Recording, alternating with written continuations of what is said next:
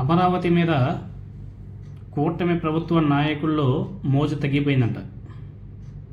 మన రాజధాని అమరావతి మీద కూటమి నాయకుల నేతల్లో మోజు కూడా తగ్గిపోయిందంట. గతంలో తెలుగుదేశం పార్టీ అధికారంలోకి రాగానే అమరావతిని రాజధానిగా ప్రకటించింది. 2015లో ప్రధానమంత్రి మోదీ గారి చేతుల మీదుగా రాజధానికి శంకుస్థాపన కూడా చేశారు.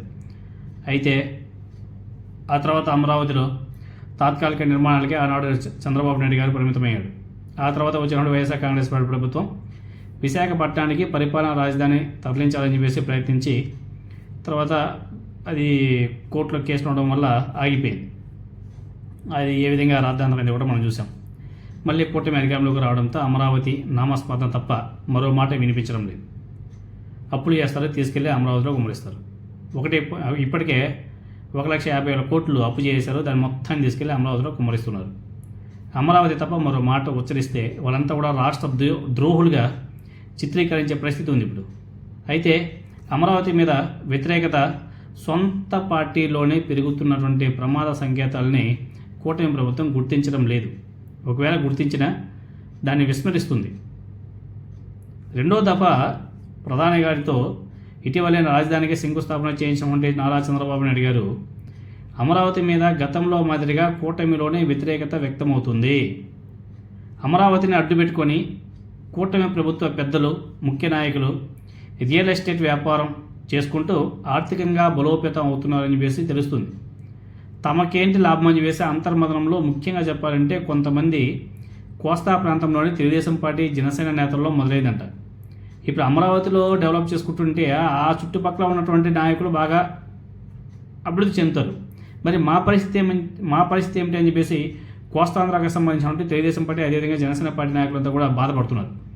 అందుకే మొన్న మోదీ గారి సభకు ఉభయ గోదావరి జిల్లాలోని తెలుగుదేశం పార్టీ నాయకులు సీరియస్గా తీసుకోలేదంట. పెద్ద వాళ్ళంతా తమ స్వార్థం కోసం అమరావతి సెంటిమెంట్ని అందరి మీద రుద్దుతున్నారు, మనకెందుకు అనేసి ఆఫ్ ది రికార్డుగా మీడియా ప్రతినిధులతో తమ మనసులోని మాటను కూడా తెలుగుదేశం పార్టీ, జనసేన పార్టీ ముఖ్య నాయకులు పంచుకుంటున్నారంట. గతంలో వీళ్ళంతా కూడా అమరావతి అంటే గొంతు కోసుకుంటామని చెప్పేసి ప్రగల్భాలు పలికినటువంటి వాళ్ళే ఇప్పుడు వాళ్ళు సైలెంట్ అయిపోయారు. అయితే అమరావతి మీద విమర్శలు, అందుకు తగ్గట్టుగానే ప్రభుత్వ చర్యలు ఉండడంతో అవును రియల్ ఎస్టేట్ వ్యాపారమే కదా అని చెప్పేసి వాళ్ళంతా కూడా సైలెంట్ అయిపోయారు. అమరావతిలో అద్భుతాలు సృష్టిస్తామని, అందులో ప్లాట్లు ఇస్తామని చెప్పేసి రైతులతో ఒప్పందం చేసుకుంటే మాట నిజమే అయినప్పుడు అది రియల్ ఎస్టేట్ వ్యాపారం కాకుండా మరి ఏమవుతుందని చెప్పేసి తెలుగుదేశం పార్టీ, జనసేన పార్టీ నేతల నుంచే క్వశ్చన్స్ కూడా రైజ్ అవుతున్నాయి. మరీ ముఖ్యంగా మరో 40,000 ఎకరాలకు పైగా రాజధాని కోసం తీసుకుంటామని చెప్పేసి నారా చంద్రబాబు నాయుడు గారు, అదేవిధంగా మున్సిపల్ శాఖ మంత్రి నారాయణ గారు చెప్తుండడంతో చెప్తున్నారు ఆల్రెడీ. ఇది పక్కా వ్యాపారమే అనేసి ఇంతకాలం మరీ ముఖ్యంగా చెప్పాలంటే మరో 40,000కు పైగా భూమి, మరీ ముఖ్యంగా చెప్పాలంటే 40,000కు పైగా ఎకరాలని రాజధాని కోసం తీసుకుంటామని చెప్పేసి ఆల్రెడీ నారా చంద్రబాబు నాయుడు గారు, అదేవిధంగా మున్సిపల్ శాఖ మంత్రి నారాయణ గారు చెప్తున్నారు.